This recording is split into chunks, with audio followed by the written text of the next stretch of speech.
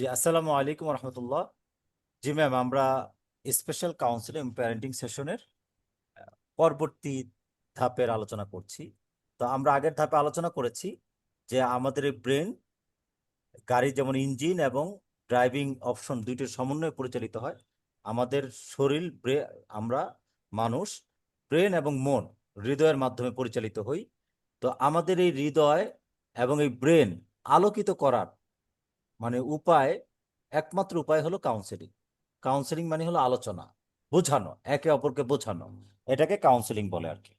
তো এই বোঝানো ছাড়া কোনো মানুষের মধ্যে পরিবর্তন আনা যায় না। লাঠি দিয়ে বাড়ি দিলে, মেডিসিন খাইয়ে দিলে, অথবা ঝাড়ফুঁক করলে, অথবা ডক্টরের কাছে গিয়া ডক্টর কোনো ওষুধ দিয়ে দিলে। তো এটার ব্রেন আলোকিত করার একমাত্র উপায় হলো যে কাউন্সেলিং। আর আরেকটা বিষয় হলো, যদি ব্রেনের মধ্যে কোনো ক্ষয় থাকে, শরীরের মধ্যে যদি কোনো ক্ষয় থাকে, ব্যথা থাকে, শরীরে যদি কোনো অসুবিধা থাকে, যেমন মনে করেন শরীরে অসুবিধা, এই ব্যথা করছে অথবা ঘা হয়েছে, তাইলে মেডিসিন লাগবে। তো ব্রেনের মধ্যে যদি এরকম কোনো ধরনের অপরিপূর্ণতা দেখা যায়, তখন নিউরোসায়েন্স হসপিটালে, আমাদেরকে হসপিটালে যেতে হবে, হসপিটাল কাজ করতে হবে।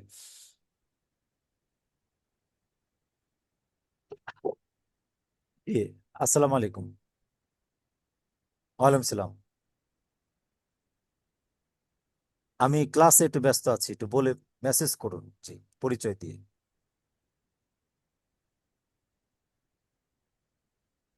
জি, তাহলে আপনি আমাকে একটু রাতে ফোন দিতে হবে, অথবা আমি ফোন দিব, ক্লাসে আছে।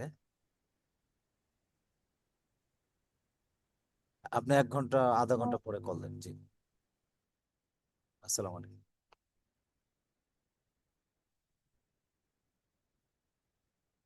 জি ম্যাম। তো যাক, এতটুকু বুঝতে পেরেছি যে আমাদের ব্রেন কাজ করে এই, এই, 80 ভাগ, আর বাহ্যিক যে কাজ আমাদের এটা 20%।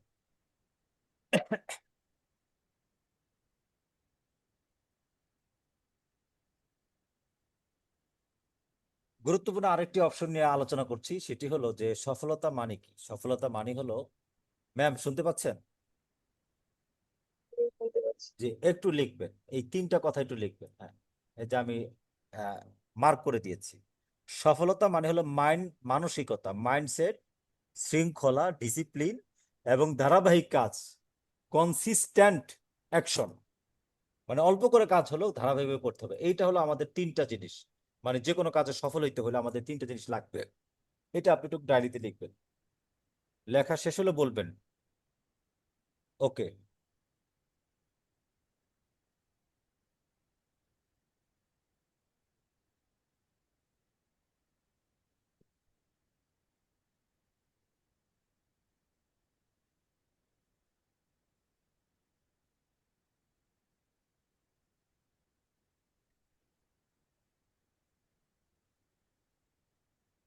ও, আপনি লিখছেন। জি।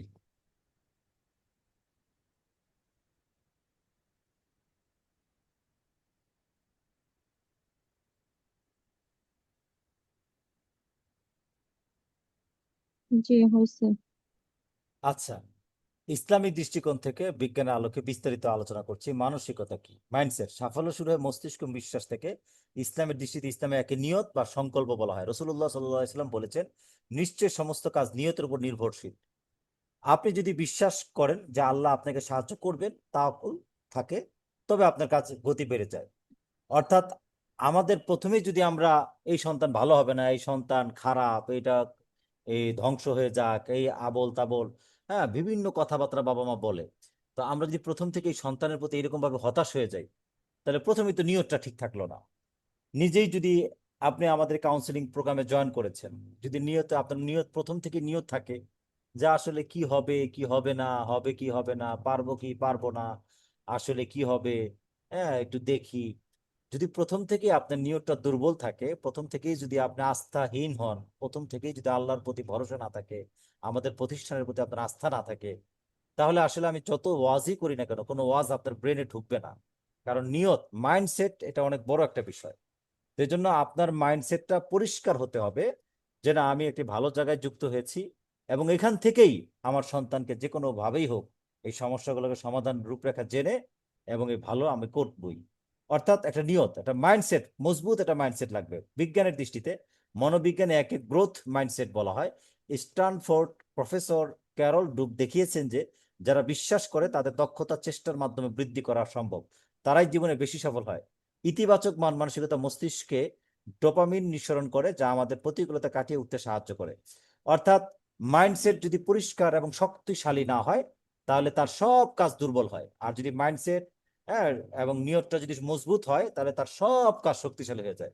সে নিয়ত করছে আমি এবার হজে যাবই, এখন তার ব্যবসায় লস, অমুক প্রবলেম, কত ধরনের পারিবারিক সমস্যা, এই সমস্যা সেই সমস্যা, কারণ আমি হজে যাবই, সব সমস্যা সমাধান করে সে নিয়ত করে, বাস সব সমাধান করে হজেই গেছে।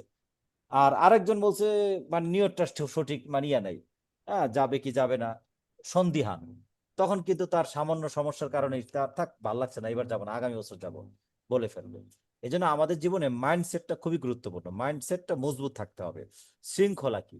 ইচ্ছা থাকলেই হয় না, শুধু নিয়ত করলাম আমি সৌদি আরব যাব, হজে যাব, তাহলেই কিন্তু হবে না। একটা ডিসিপ্লিন লাগবে, শৃঙ্খলা থাকতে হবে, নিজেকে নিয়মের মধ্যে পরিচালনা করতে হবে, এই সব নিয়ম পালন করতে হবে। এর জন্য যা যা করা দরকার, আপনার সন্তান প্রথম আপনি মাইন্ডসেট করলেন আমার সন্তানকে আমি যে কোনো ভাবে ইনশাল্লাহ ভালো করে ফেলবো, ভালো হয়ে যাবে। এরপর আপনার দ্বিতীয় নাম্বার একটা শৃঙ্খলা লাগবে, একটা সিস্টেম লাগবে। যেমন SKS counselling centre, smart library, এটা একটা শৃঙ্খলা আপনাকে দান দিবে। যেই শৃঙ্খলার মধ্যে থেকে আপনি আপনার সন্তানকে ঠিক করে ফেলতে পারবেন। ইসলামের দৃষ্টি, ইসলামের প্রতিটি ইবাদত আমাদের শৃঙ্খলা শেখায়। প্রতিদিন নির্দিষ্ট সময় 5 ওয়াক্ত নামাজ পড়া শৃঙ্খলার শ্রেষ্ঠ উদাহরণ। কোরআন বলেছে নিশ্চয় নামাজ মুমিনদের উপর নির্দিষ্ট সময় ফরজ করা হয়েছে। তো কোরআনের বিধান দেখেন, যেরকম নির্দিষ্ট সময় দিয়ে দিয়েছে যে প্রতিদিন এই টাইমটা করতে হবে।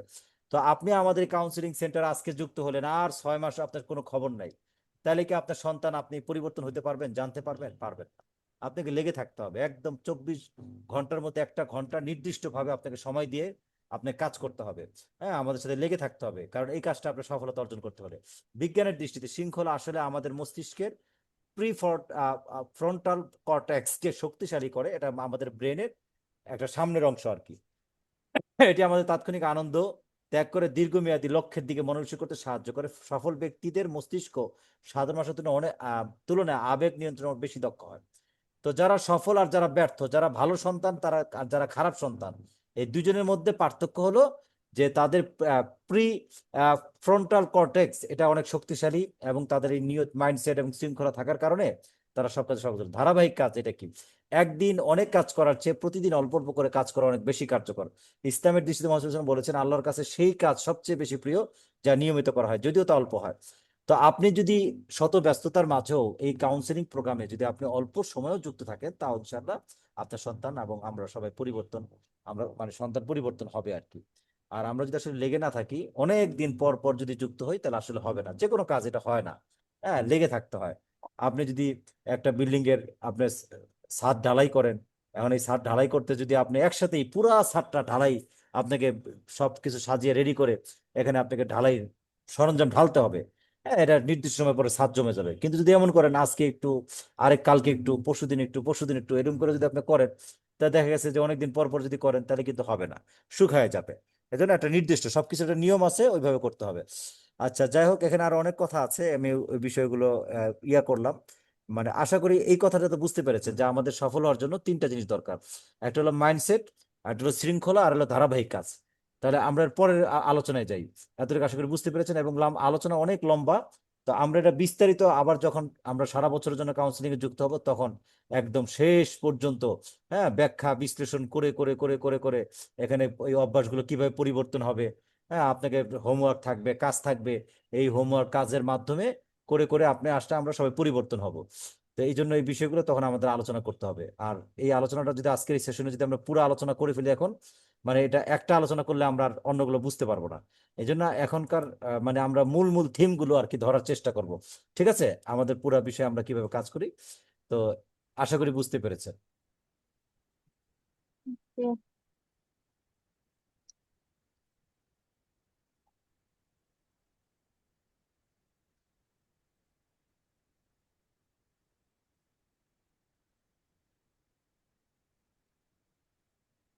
আচ্ছা, তারপর আমরা 4 নম্বর বিষয়ে আলোচনা শেষ করলাম। এখন 5 নম্বর বিষয়ে আলোচনা করছি। আমাদের সূচিপত্র থেকে 5 নম্বর বিষয়ে আলোচনা করছি। শিক্ষার্থী ও অভিভাবকের সাথে একান্তে কথা বলাটা কি? কাউন্সিলিং এর পরিভাষা একান্তে কথা কি ও কেন, এটা আসলে আহ, একটা ভিডিও দিই, তাহলে সহজে বুঝতে পারবেন।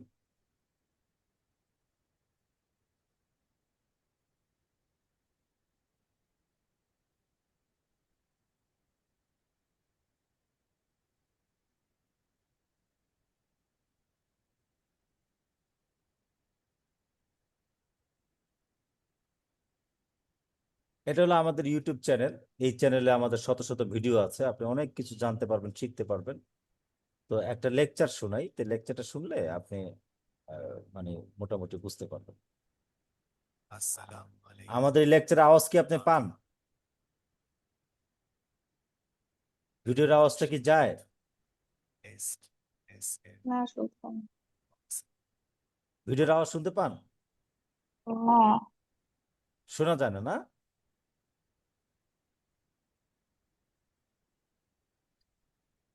না, শুনতে পাই না। আচ্ছা, যদি শোনা না যায় আমি আপনাকে ভিডিওর কথাগুলো বলে দিচ্ছি এবং ভিডিওটা আপনাকে পাঠিয়ে রাখছি।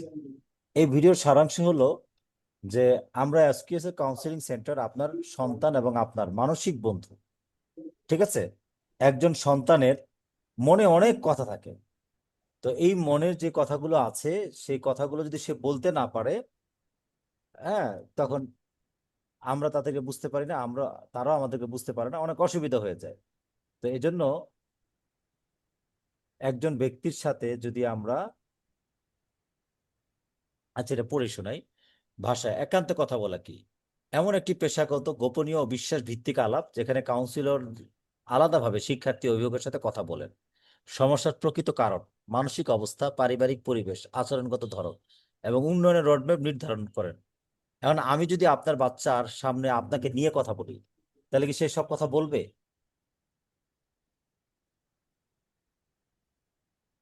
আমার কথা কি বুঝতেছেন? না, সে সব কথা বলবে না। সে সব কথা বলবে না। আমরা তার প্রকৃত কথা জানতে পারবো না। হ্যাঁ, বুঝতে পারছি। তো এখন কথা হলো, আপনি যদি আবার আপনার বাচ্চার সব সমস্যা তার সামনে আমাকে বলতে থাকেন, তাহলে এটা বাচ্চার মাইন্ডে খারাপ লাগবে না যে একটা নতুন মানুষের কাছে আপনি তার নামে বদনাম করছেন?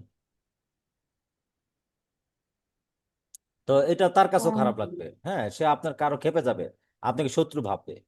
আপনার হাজবেন্ডের সাথে আমাকে আলাদা কথা বলতে হবে, আপনার সাথে আলাদা কথা বলতে হবে। মানে আপনার বাবা মনে করেন আপনি শাসন করছেন, ওর বাবা লাই দিচ্ছে, তাহলে ওর বাবার লায়ের কারণে সন্তানটা খারাপ হচ্ছে, আপনি নিজে বুঝতে পারছেন। আপনার টাকা পয়সা দিচ্ছেন না, ওর বাবা বেশি টাকা দিচ্ছে আদর করে, এই কারণে সন্তান খারাপ হয়ে যাচ্ছে। এরকম বাবার কারণে অথবা মার কারণে সন্তান খারাপ হয়। এমন একটা বাবা অথবা মা, হ্যাঁ, জানতে পারে বা বুঝতে পারে। আর আমি যদি দুইজনকে একসাথে নিয়ে কথা বলি, তাহলে দুজনে যদি একজন আরেকজনের দোষ বলা শুরু করে, একজন আরেকজনের প্রতি খেপবে না? মন খারাপ লাগবে। হ্যাঁ, অনেক কথা। এই জন্য আমরা মানে একান্তে কথা বলাটা খুবই জরুরি। বাবার সাথে একান্তে আলাদা কথা বলতে হবে, মার সাথে আলাদা কথা বলতে হবে, ছেলের সাথে আলাদা কথা বলতে হবে। কথা বলে তারপর ওই সারাংশটা নিয়ে আমাদের কাজ করতে হবে। তো এই কথাটা কি বুঝতে পেরেছেন? অনেক সময় শিক্ষার্থী যা বলে অভিভাবক জি। তা জানেন না। আবার অভিভাবকদের দৃষ্টিভঙ্গি ও শিক্ষার্থীর অনুভূতি ভিন্ন হয়। শিশু বলে আমার পড়তে ইচ্ছা করে না, অভিভাবক বলে সে অলস। আপনার বাচ্চা বললো যে আমার পড়তে ইচ্ছা করে না, আর আপনি ওরে অলস বানাই দিলেন, ওরে মাইর দেওয়া শুরু করলেন, তুই পড়স না কেন? তো এখন এটা কিন্তু সমস্যা আসলে। এখন কথা হলো যে সে পড়তে ইচ্ছে করে না, মানে আপনাকে যেটা সমাধান করতে হবে সেটা হলো যে কেন পড়তে ইচ্ছা করে না। এটা কি অ্যাংজাইটি আছে, না এডিএইচডি রোগে আক্রান্ত আছে, না ইমোশনাল নেগলেক্ট কোনো বিষয় আছে, না ডিজিটাল এডিকশন আছে, না কি আছে সমস্যা? আসলে সেই জিনিসটাকে বের করতে হবে, হ্যাঁ, বের করে সমাধান করতে হবে। তাকে আপনি একটা ট্যাগ লাগাই দিলেন, পড়লো না কেন, পড়লি না কেন, দিলেন মায়ের, তাইলে হবে না। বিশ্বাস তৈরি করার জন্য তার সাথে আলাদা কথা বলতে হবে। কাউন্সিলের প্রথম হলো বিশ্বাস। হ্যাঁ, তার সাথে সম্পর্ক তৈরি করতে হবে, গোপনীয়তা আমরা রক্ষা করব। আপনি যা বলেন, আপনার হাজবেন্ড, বাচ্চার বাবা যা বলবে, বাচ্চা যা বলবে, সব আমাদের কাছে গোপন থাকবে। শুধু ওই জিনিসটাই আমরা আলোচনা করব যে জিনিসটা সমাধানের জন্য জরুরি বা বিপদের কারণ হতে পারে না জানালে, অতটুকু বিষয়।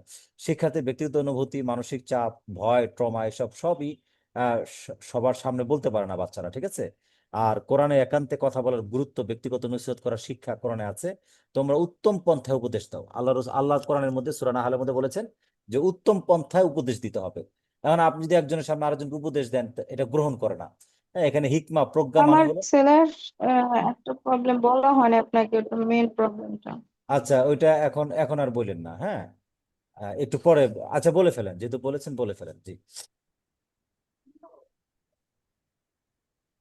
কি এটা সমস্যা? হচ্ছে ও মানে সবসময় লেটে, যেমন ধরেন স্কুল টাইম হচ্ছে ওর 8:45। হ্যাঁ। অ্যাসেম্বলি শুরু হয় 8:45, তারপর ক্লাস শুরু হয়, মেন ক্লাস শুরু হয় 8টায়। তো ওর রেগুলার 8টায় বেরোয়, অথবা 8:05-এ, অথবা 8:10-এ, অথবা 8:15-তে, মানে কখনোই ও টাইমলি কোথাও যেতে পারে না বা যেতে চায়ও না। আচ্ছা, লেজি এটা সেটা মানে করতে করতে ধীর লেট গতি। করবেই সব জায়গায় সব। আচ্ছা, এটা ধীর গতি। আপনি আমাকে হোয়াটসঅ্যাপে লিখে পাঠিয়ে দেন, হ্যাঁ আমি এটা হ্যাঁ অ্যাড করে দিব। ধীর গতি, হ্যাঁ, অলস, মানে সব কাজে লেট করে। ওকে, বুঝতে পেরেছি। তাহলে আমরা যে আলোচনায় ছিলাম, হ্যাঁ, হ্যাঁ। ব্যক্তিগতভাবে নসিহত করাটা না করলে বাচ্চা হিতে বিপরীত হয়, বুঝতে পেরেছেন? আমি যদি আপনাকে অন্য অনেক মানুষের সামনে আপনার দোষ অসুবিধাগুলো নিয়ে আলোচনা করি, তখন আপনি এটা গ্রহণ করবেন না, বরং আরো খারাপ হবে। ব্যক্তির মানসিক অবস্থা বুঝে পরামর্শ দেওয়া, যা মূলত কাউন্সিলিং এর পদ্ধতির মিল। লোকমান আলাইহিস সালাম তার সন্তান ব্যক্তিগত আলাপ, হে আমার প্রিয় পুত্র, হ্যাঁ, কত সুন্দর করে সম্বোধন করে তার সাথে আলোচনা করেছেন। আচ্ছা, রসুল্লাহ সাল্লাহ সাল্লাম অনেক সাহাবীর সাথে একান্তে কথা বলতেন। ইবনে আব্বাস, মুআজ, হাদিসে এসে যে উপদেশ গোপনে দেওয়া হয় তা অধিক কল্যাণকর হয়। একটা মানুষকে ডেকে যদি আলাদা করে বলা হয়, সে বেশি গ্রহণ করে, ঠিক আছে? রসুল্লাহ সাল্লাহ সাল্লামের কাছে এক সাহাবা এসে বলছে, হুজুর, আমার জেনা, ব্যভিচার, প্রেম করতে মনে চায়। রসুল সাল্লাহ সাল্লাম তাকে সুন্দর করে বুঝিয়ে দিয়েছেন, তুমি কি তোমার বোনের সাথে, তোমার মার সাথে এই কাজ কেউ করে, তুমি কি পছন্দ করবে? তো সে বলে, না, আমার মা আর বোনের সাথে কাজ করলে কি আমি পছন্দ করবো? তাহলে তুমি যার সাথে করবে সে তো তোমার মা অথবা বোন, তা অন্য মানুষের মা অথবা বোন। বলে, ঠিক আছে হুজুর, আমি আস্তে ভালো হয়ে গেলাম। এরকম আর কি, একান্তে যখন বাচ্চারা আমাকে মনের কথা খুলে বলতে পারবে, আমার ওর দোষ, মনের খারাপ বিষয়গুলো আমরা যখন এটাকে বলে বুঝাই দিব, তখন সে বুঝবে তাড়াতাড়ি। আর বিচারহীন আলাপ হলে কিন্তু এইখানে আবার একটা প্রবলেম আছে, যেমন ধরেন আপনি যখন ওর সাথে কথা বলবেন, হ্যাঁ। ও আপনার সব কথা হ্যাঁ হ্যাঁ হ্যাঁ হ্যাঁ বলবে, মানে আচ্ছা, বলুক। সবকিছু এখন পজিটিভলি বলবে, সবকিছুই যে, কিন্তু হ্যাঁ, সব আসলে তো ওটা না। আসলে অনেক, আচ্ছা, যা হোক, ওর মনের খারাপ অবস্থাগুলো বের করতে হবে, একদিনে বের হবে না। আমার সাথে তো প্রথম দিনই ওর মনের খারাপ কথা বলবে না। আমরা কি আমাদের কারোর সাথে সম্পর্ক হইলে প্রথম দিনই কি সব কথা বলি? বলি না। সম্পর্ক যখন ডিপ হয়, বন্ধুত্বের সম্পর্ক যখন ডিপ হয়, হ্যাঁ, গভীর হয়, তখন আমরা অনেক কথা বলি। এরকম সবকিছু। আচ্ছা, ফ্যামিলি সিস্টেম থেরাপি অনুযায়ী একজন শিক্ষার্থীর সমস্যা, ব্যক্তি, পরিবার, পরিবেশ, অনেক দিক থেকে চিন্তা করে কথা বলতে হবে, ঠিক আছে? আহ প্রথমটা হলো প্রি সেশন প্রস্তুতি, শিক্ষার্থীর সাথে একান্তে সেশন, প্রশ্নের ধরন, অভিভাবকের সাথে একান্তে সেশন, যৌথ সেশন, এইগুলো সব ধাপে ধাপে এরকম ভাবে হবে, ওকে? মানে ধাপে ধাপে হবে। আশা করি এতটুকু বুঝতে পেরেছেন। জি। তো হুম। আমরা আজ 5 নম্বর সেশনটা আলোচনা করে ফেললাম যে একান্তে কথা বলাটা কি। তাহলে আশা করি আপনি বুঝতে পেরেছেন। এখন আমরা আলোচনা যাব 6 নম্বর সেশনে, যে এইখানে ওই বাচ্চারা আসলে অবাধ্য বা জেদি হয় কেন, এটা আমাদের বোঝা দরকার। হ্যাঁ, এত জেদি হয়ে যাচ্ছে কেন দিন দিন? সন্তান অবাধ্য, অতিরিক্ত জেদি হয়ে যাওয়ার অনেকগুলো কারণ থাকে। বিষয়টি শুধু আচরণগত সমস্যা নয়, এটি এটি মানসিক, পারিবারিক, আধ্যাত্মিক, সামাজিক একটি সম্মিলিত প্রক্রিয়ার ফল। কোরআন, হাদিস এবং বাস্তব অনুযায়ী যদি বিশ্লেষণ করি, তাহলে এটা কিভাবে বোঝা যাবে? যে অবহেলিত আবেগ প্লাস ভুল লালন পালন প্লাস অনিয়ন্ত্রিত পরিবেশ এর ফল। আচ্ছা, আপনি শুধু এতটুকু কথা লিখবেন। শিশুর জেদ, জেদের মূল কারণ হলো এই যে এতটুকু, এই 3টা কথা লিখবেন। সন্তান এত বেশি জেদি হয়ে যাচ্ছে, হচ্ছে কেন? অবহেলিত আবেগ, ভুল আর লালন পালন, অনিয়ন্ত্রিত পরিবেশ, এই 3টা জিনিস লিখবেন।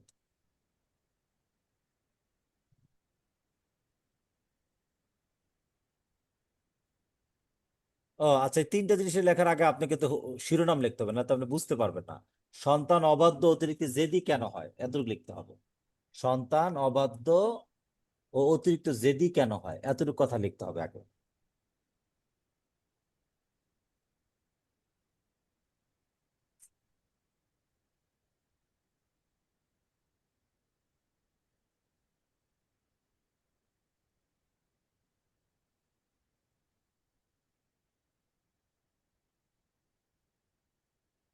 ম্যাম, লিখছেন?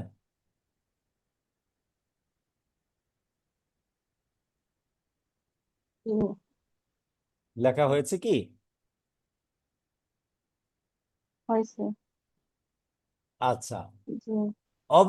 অবহেলিত আবেগ মানে কি? আমি আপনাকে উদাহরণ দিচ্ছি। আপনি আপনার হাজবেন্ডকে বললেন, আজকে আমাদের বাসায় রান্না করতে মন চাচ্ছে না, আজকে বাইরে খাবো, চলো না একটু বাইরে যাই, আজকে বাইরে একটু খাবো। তো আপনার হাজবেন্ড ঝাড়ি মারলো, তো সময় পায় না, সময় পায় না, খালি বাইরে যাবো রান্না করো। তো আপনাকে যদি এইভাবে কথা বলে, আপনি তো রান্না অবশ্যই করবেন, ঠিক না? কিন্তু আপনার যে আজকে বাইরে যেয়ে খেয়ে খাওয়ার যেটা ইচ্ছা হলো, একটা আবেগ হলো, সে আবেগের মানে আবেগটা পূরণ না হওয়ার কারণে আপনার মধ্যে একটা ক্ষোভ তৈরি হবে না? রাগ তৈরি হবে কিনা? জি। রাগ তৈরি হবে, হ্যাঁ, এরকমই আর কি। আমাদের সন্তান অনেক আবেগ দেখায়, হ্যাঁ, অনেক কিছু বলে, আবেগ দেখায়। তো আমরা এই আবেগগুলোকে বাদ দিয়ে দিই। এই বাচ্চা এসে বলে, মা মা আমি এটা এটা এটা বানাইছি, এটা খেলছি, এটা দেখছি, এটা করেছি। তো এরকম অনেক আবেগে অনেক কিছু করে, তো আমরা সেগুলোকে খুব অবহেলা করি, করার কারণে বাচ্চার মধ্যে আস্তে আস্তে জেদ তৈরি হয়।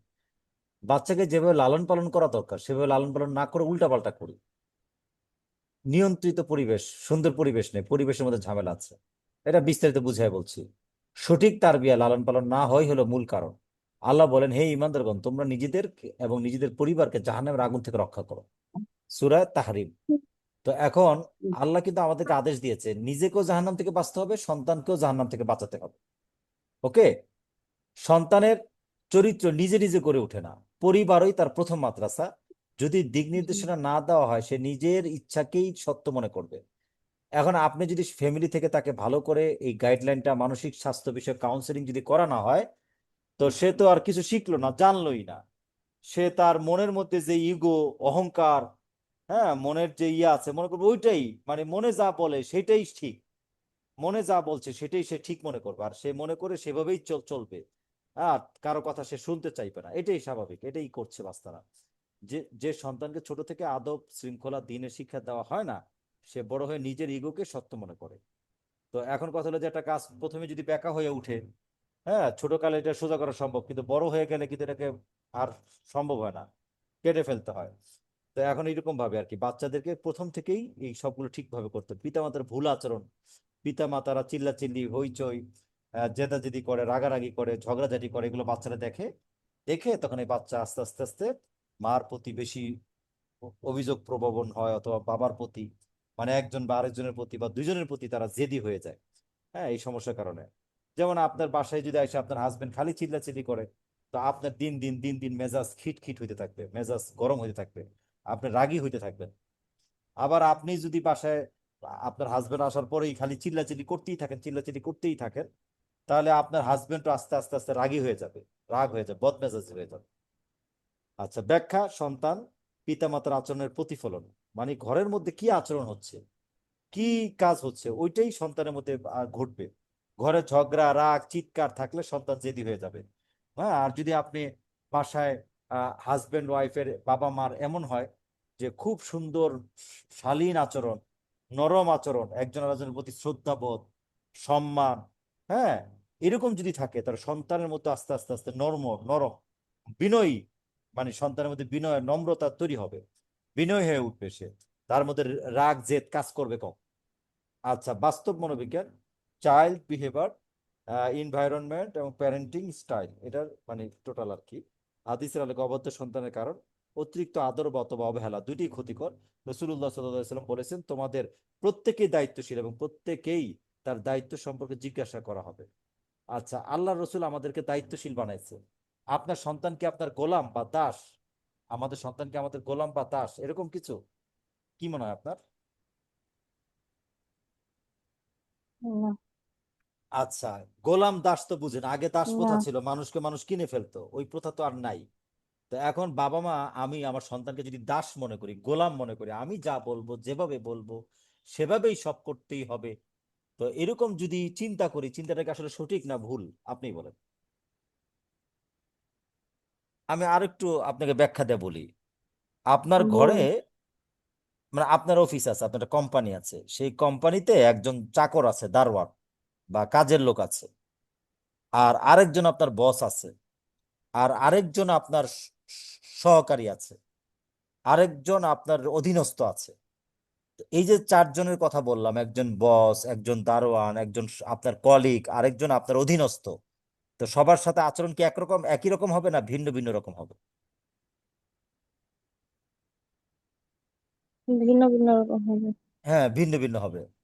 এখন আপনার দারোয়ানের সাথে যে আচরণ করেন, এই আচরণ যদি আপনার বসের কাছে বলেন, এই এটা ময়লা, এটা আপনি সাফ করেন না, আপনি কি পাইছেন, বসে বসে কি কি করেন আপনি, মানে আপনার আপনি আপনি কি কোম্পানি চালান, আপনার কোম্পানি এরকম ময়লা আবর্জনা পড়ে রয়েছে, এই হয়েছে, আপনি ঠিক মতো এই করেন না, সেই করেন না, কারণ এই কথাটা যদি আপনার বসকে আপনি বলেন, তাহলে এটা কি উচিত না অনুচিত হবে? আপনার চাকরি থাকবে না চলে যাবে? অনুচিত চলে যাবে। আর যদি আপনার কাজের চলে লোককে দারোয়ানকে বলেন এই কথাটা, তো বলো, জি ম্যাম, হবে। মিম, জি আমার ম্যাম, আমি ভালো করে কাজ করছি, একটু ভুল হয়ে গেছে, ঠিক আছে ম্যাম, ঠিক করে দিচ্ছি। তাইলে এখন আপনার সম্পর্কের কারণে আচরণের ভিন্নতা হয়। তো এখন আসলে আপনি সন্তানকে আপনার বস, না আপনার কলিগ, না আপনার অধীনস্থ, নাকি আপনার চাকর, না আপনার গোলাম? হ্যাঁ, এটা আসলে বুঝতে হবে, ঠিক আছে, সম্পর্কের কারণে। তো আমরা অধিকাংশ অভিভাবক যেটা করছি, সন্তানদের সাথে একদম মানে এটা আমার গোলাম, কেনা গোলাম, এটার আমার মাস, আমার যখন আমি পড়তে বলতে বলবো পড়বে, যখন ঘুমাইতে বলবো সে ঘুমাবে, যেভাবে যেভাবে যা বলবো তার সেভাবেই তার করতে হবে। মানে এটা কেনা পুতুল, হাতের একটা পুতুল, মেশিন, সুইচ, ফ্যানের মতো, যেমন ফ্যান সুইচ দিলে ফ্যান চলে, ফ্যান বন্ধ হয়, লাইট বন্ধ হয়, এরকম আমরা তাদের সাথে আচরণ করি। তো এইরকম আচরণ করার কারণে তখন আমাদের সন্তানরা অতিরিক্ত শীতলতা পেয়ে যাচ্ছে অথবা অতিরিক্ত কঠোরতা পেয়ে যাচ্ছে। তো অতিরিক্ত কঠোরতা যখন হয় তখন বিদ্রোহী মনোভাব তার তৈরি হচ্ছে, অতিরিক্ত শীতলতা হলো অবাধ্যতা তার মধ্যে আসছে, ছোট বয়সে চরিত্র গঠন করা। এজন্য আমাদেরকে প্রথম থেকে, যেমন সন্তানদের 7 বছরের নামাজে নির্দেশ দাও, 10 বছর থেকে মারো। তো আমরা সন্তানদেরকে একদম ছোট ওয়ান থেকেই, ক্লাস 1 থেকে 4-5 বছর থেকেই তাদের প্রতি অত্যাচার, 2 বছর থেকে 3 বছর থেকেই, হ্যাঁ, মানে এইরকম যে কঠোর শাসন করি বা কঠোর ভাবে দমন করার চেষ্টা করি, এটা আমাদের ভুল। তো আমার এই আলোচনা থেকে কি মোটামুটি বিষয়টা কি বুঝতে পেরেছেন? পিতামাতার অসঙ্গত আচরণ, জি। হ্যাঁ, পিতামাতার অসঙ্গত আচরণ, শাসন, মানে যখন মারা দরকার তখন মারে, মারে না, যখন মারা দরকার না তখন মারে, একদিন বেশি শাসন করে আরেকদিন ছাড় দেয়, শিশু বিভিন্ন। হ্যাঁ, 3 নম্বর কারণ হলো সন্তানের আবেগ না বোঝা। তো সন্তান, এটা আমরা আরো সামনে অনেক বিষয়ে আলোচনা করব। একটা হলো আমাদের এই আবেগ, আর একটা হলো থিওরিক্যাল পার্ট। আমাদের ব্রেনের 2টা পার্ট আছে, হ্যাঁ, আমাদের ব্রেনের 2টা অংশ আছে। আচ্ছা, এটা দেখাই ফেলি। এই দেখেছেন, ব্রেনের 2টা, একটা ডাইন পাশ, একটা বাম পাশ আছে, দেখেছেন?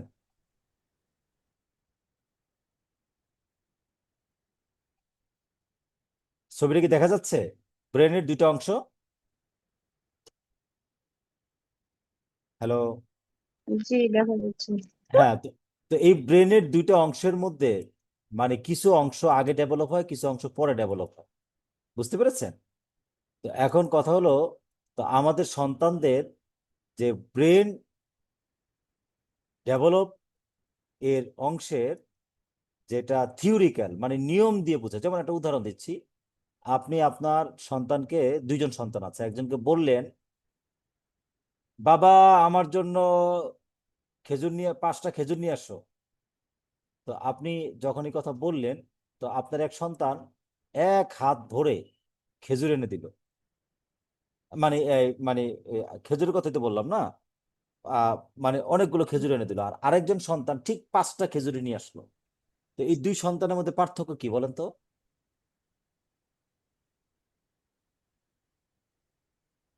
জানি না কি কথা। কি পার্থক্য বলেন আপনি? বল।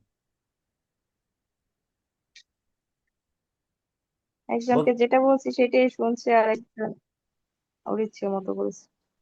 না না, মানে আপনি খেজুর আনতে বলছেন, 2জনই তো খেজুর আনছে, কিন্তু একজনের নিয়ম মেনেছে, মানে মানে থিওরিক্যাল, মানে তার যে নিয়ম, সূত্র, যে 5টা বলেছে, আম্মা কি বলেছে, 5টা বলেছে, ঠিক 5টা এনেছে, কিন্তু আরেকজন সন্তান তার মাথার মধ্যে সেই থিওরিক্যাল পার্টটা, মানে লজিক্যাল পার্টটা তার ডেভেলপ হয় নাই, তার মধ্যে এটা কাজ করছে না, যে আম্মা কিন্তু 4টাও বলে নাই, 5টাও বলে, মানে 6টাও বলে নাই, ঠিক 5টা বলেছে, মানে এই সংখ্যাটা তার মধ্যে কাজ করছে না, কিন্তু আরেকজন সন্তানের মধ্যে লজিক্যাল সাইডটা মানে কাজ করছে।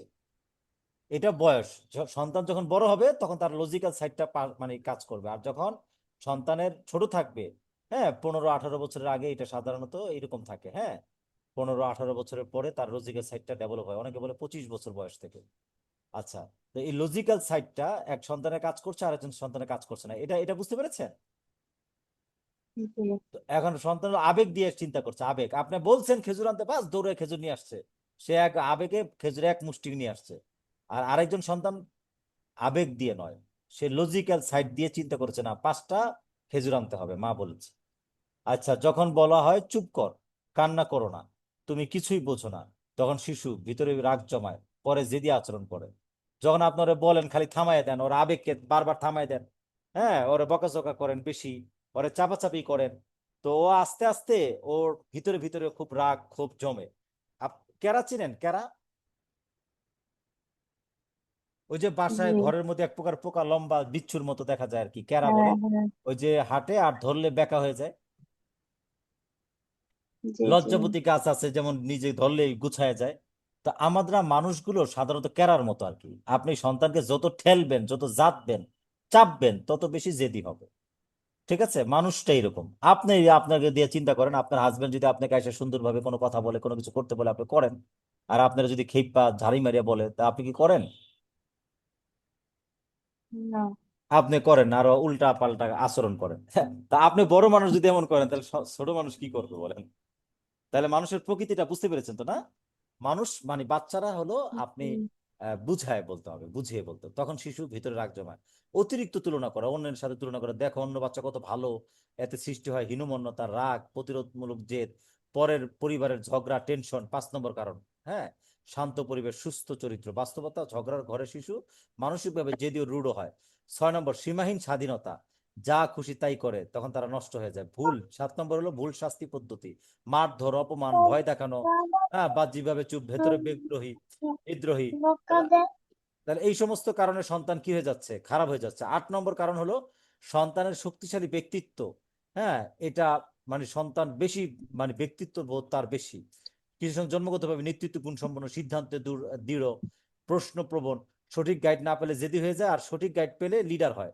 কিছু বাচ্চার কাজে আচরণ হলো লিডারশিপ, কারণ ওরে যদি আপনি ওর লিডারশিপ করতে না দেন, তো ওর মেধাটাকে আহ, মানে কিছু মানুষের আছে না যে খুব কাজ করতে ভালোবাসে, হ্যাঁ, আপনি যখন তাকে আচ্ছা, এটাকে বুঝাবো কিভাবে, এটাকে বুঝাই, মনে করেন 5টা গাধা আর একটা ঘোড়া প্রতিযোগিতা লেগেছে, হ্যাঁ, তো ঘোড়াটা এক লাফে গিয়ে চাকা মতো চলে গিয়েছে, আর গাধাগুলো আস্তে আস্তে আসছে।